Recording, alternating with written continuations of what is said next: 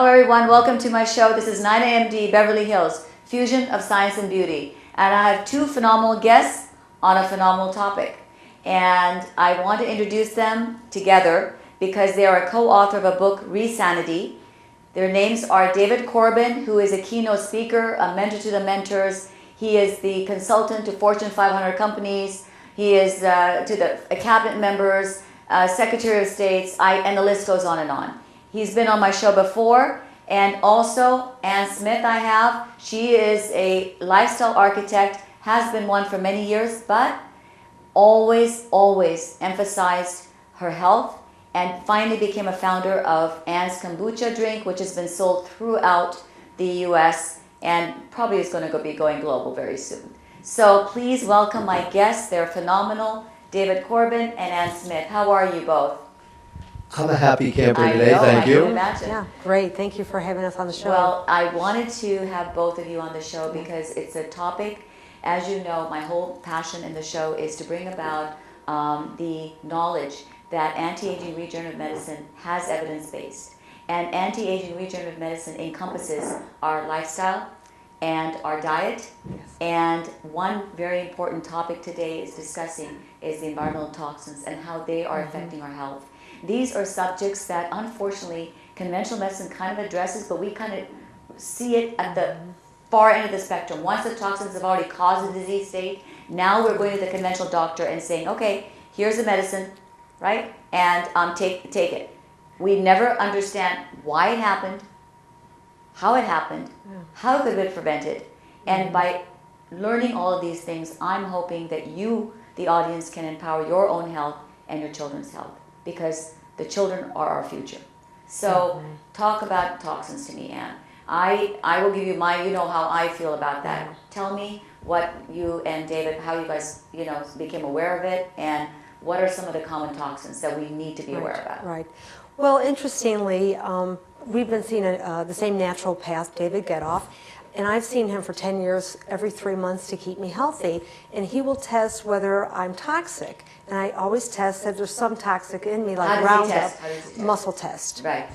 And I tell him I'm not using Roundup, I'm not using chemicals, I have, the ultra clean life as I can humanly, possibly can.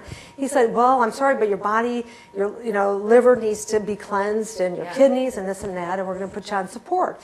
So in doing my research, I thought, oh my God, the amount of toxins released into the air, in pollution are enormous, and I guess like 5,000 new ones every day. Exactly. The EPA lowers the amount of toxicity in our water to less strict standards, so the big companies. Exactly.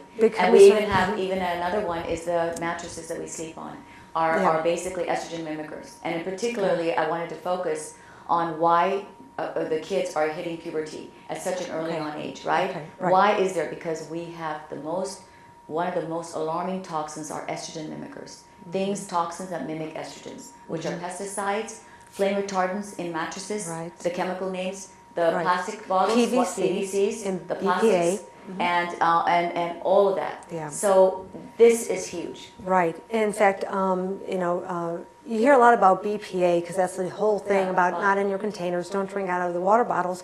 No one is really talking about PVC, which is polyvinyl chloride. Yes. That's everywhere. That is a new smell when you open up, plastic from your shower curtain or on the mattress. It's in for babies, like teething stuff, anything like kind of like plastic. And guess what, you guys? Get this.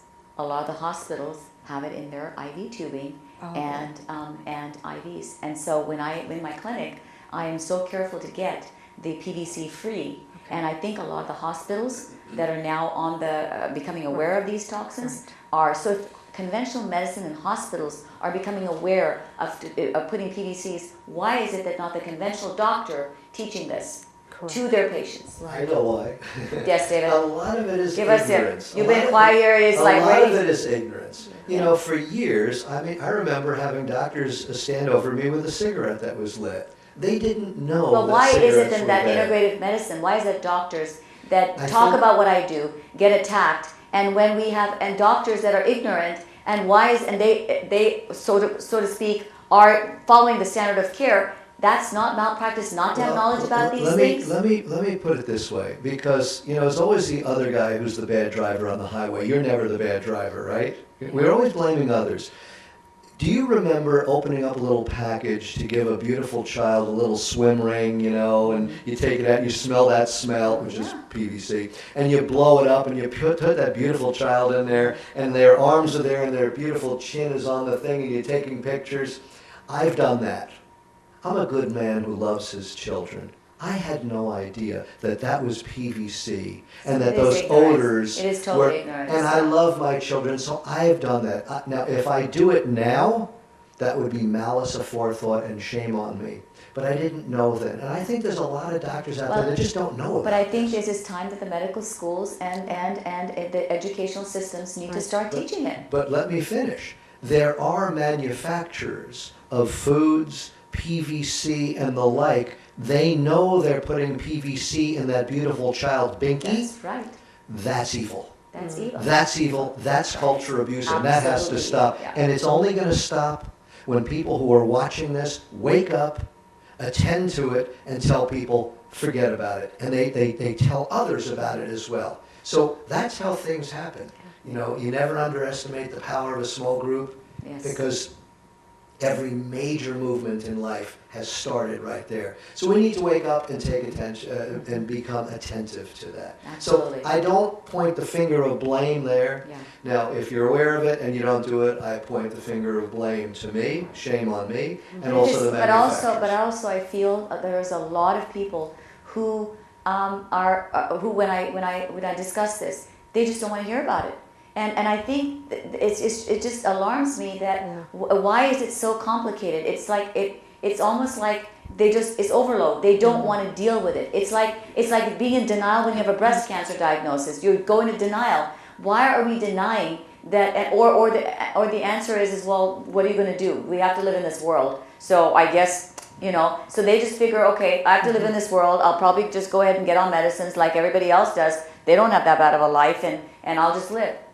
Give me the answer to that for the audience. I think people are overloaded, they're overwhelmed, there's so much change going on, there's 2 family members working, and then the kids and this and that, they don't want to hear it. So you're saying basically, here's a chap, they're swimming and trying to keep their head above water, they're trying to tread water, and now you're giving a cinder block of additional information, and they're like, Naina, I love you, but peddle your information somewhere else. They just don't want to hear it.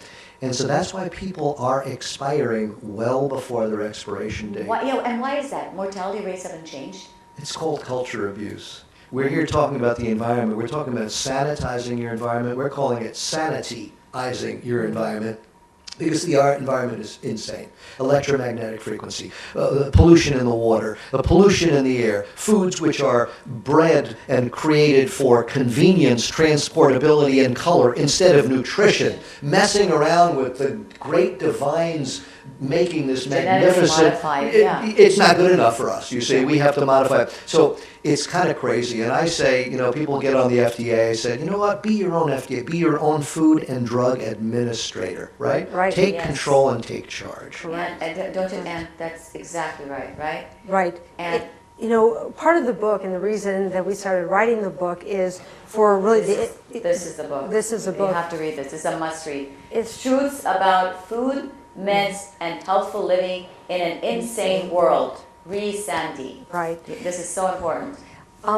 We both felt that we're not getting the right information, truthful information. And when you do the research and you have great mentors and you study, the information is out there, but it's not easy to find. And I've been studying health for 25 years, and David probably a little longer, but it's a passion of mine. And I thought, you know what? It's important that people know. Now, this book won't be read by everyone. I get it. And there are a lot of people, like you say, who don't care or don't have time to care or whatever the reason is. That's our mission. Our mission is to bring that awareness about. Right. But I think when one changes, your relative, your boyfriend, your husband, your wife, whatever, Somewhere notices it.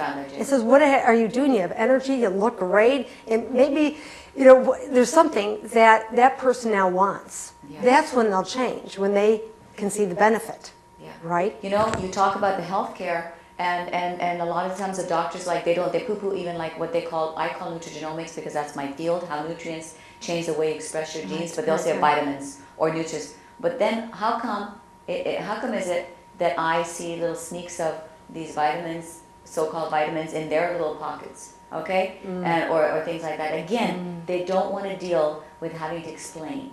They don't want to deal to go and find out the evidence base. And there's pharmacology vitamin C, there's pharmacology vitamin E, there's pharmacology of all of the nutrients that are contained in our foods, okay?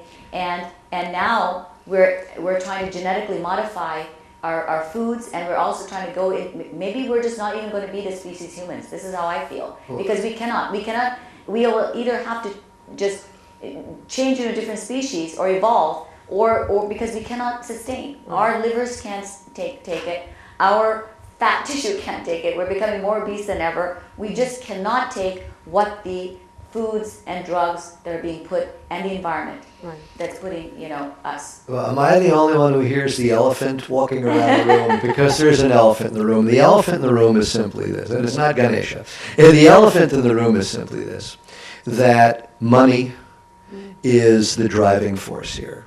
Healthy living, which is done by doing what our grandparents did and their parents before them, which is eating quality food, is all those wonderful things.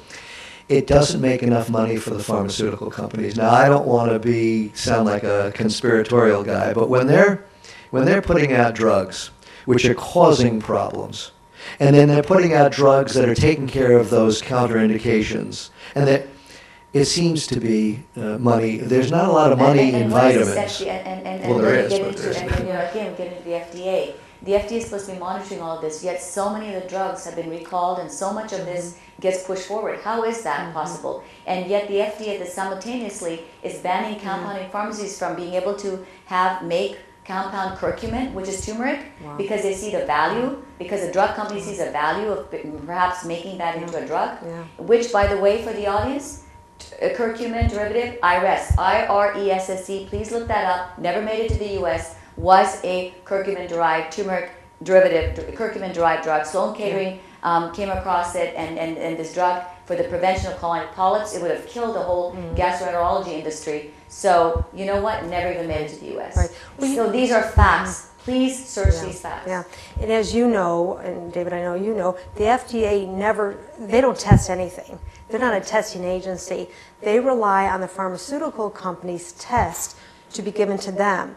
Now, interesting, the pharmaceutical company does not have to give them all the tests, only the favorable ones. So you see how the spiral. And I'm a mathematician, and a lot of the testing, I will tell you, even comes from the wrong way that you test in the distributions. I can challenge anyone to put a study before me today, and I will be able to, knowing the statistics, I could sway the statistics almost, because that's how sophisticated we have become. So why are we not going back to our basics, David?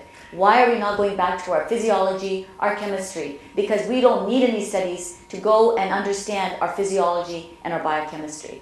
So let's go back to the basics. In correlative data, it can be messed with anybody. I mean, they found a correlation between Democrats in the United States and Crest toothpaste and Republicans and Colgate toothpaste. You can correlate anything you want, and it's irrelevant. But here is what's relevant. In the book RESANITY, we're looking behind the curtains to a lot of these issues. So when they're talking about fluoride, we're talking about electromagnetic frequency, we're talking about some statin drugs and the like. We go into the research. Because most of the people who are watching, I mean, I don't know. I don't think people want this information. I think we just want health. You see, we don't want to drill. We want a hole. We don't want to drill. We want a hole. We don't want this information. We want to live a big, healthy, joyous, loving, happy, fun life. That's what we want. So what we did with this book is we made sure, because we did all this research, people don't want to do the research, we did it for you. So we put together the videos, the audios, the research, the studies, the government studies, the independent studies, and it's all right there. On the e-version, it's hypertext, you press here, and on the book, it's URL, you just type. And so you can do that and make whatever decisions you want. And the goal, again, for me, was not to become a scientist. My goal is to live a happy, healthy life. When I wanted to learn about water, All I wanted was quality water. I had to read so many darn books, and it really ticked me off because I didn't want to be a water scientist. I just wanted to trust that the hydration was happening in a healthy way. And I think that's what most of you viewers want. What brought you to the point where you said, right, the thought or whatever, right, and then having the discipline to actually complete the book? What was it? Was there any one particular, I know we're getting to the end of the segment, but one particular thing that just prompted you both to do the book?